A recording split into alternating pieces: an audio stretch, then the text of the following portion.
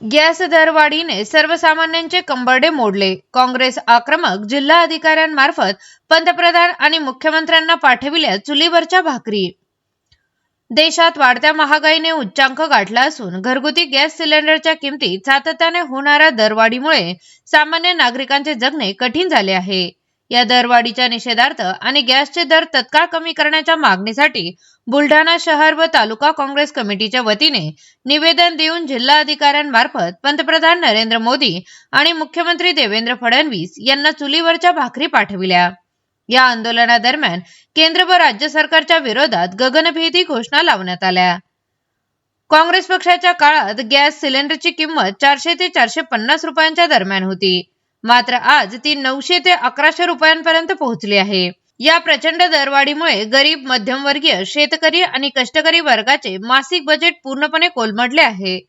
स्वयंपाकघर चालवणे कठीण झाल्यामुळे गृहिणींना पुन्हा लाकूड व पारंपरिक इंधनाचा वापर करावा लागत असून ही अत्यंत चिंताजनक बाब असल्याचे निवेदनात नमूद करण्यात आले आहे.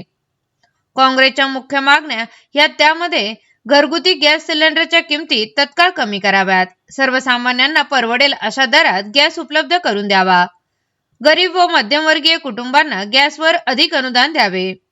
शासनाने या मागणीकडे तत्काळ लक्ष न दिल्यास काँग्रेसच्या वतीने लोकशाही मार्गाने तीव्र आंदोलन छेडण्यात येईल असा इशारा यावेळी देण्यात आला.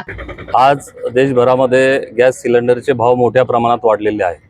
काँग्रेस सरकारचं जे परराष्ट्रीय धोरण होतं की त्या धोरणाला पूर्ण मातीमोल करण्याचं काम भाजप सरकारनं केलेलं आहे. नोटबंदीच्या काळामध्ये बँकेसमोर रांगा, कोरोनासारख्या आजारामध्ये ऑक्सिजनसाठी रांगा आणि आज गॅस सिलेंडरसाठी रांगा, अशी सर्वसामान्यावर ही परिस्थिती या भाजप सरकारनं आणून ठेवलेली आहे.